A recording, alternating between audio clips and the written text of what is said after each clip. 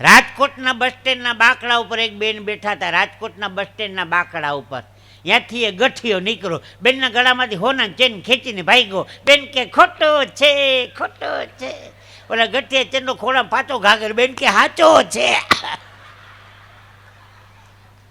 એલા કેવી બુદ્ધિ આપી એ.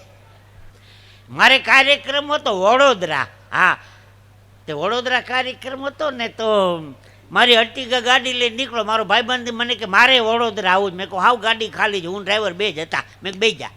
એમાં જુઓ, બગોદરા ચોકડી, વટામણ ચોકડી, તારાપુર ચોકડી, ધર્મજ ચોકડી, બોરસદ ચોકડી ને વાસદ ચોકડી, આખો રફ રોડ છે.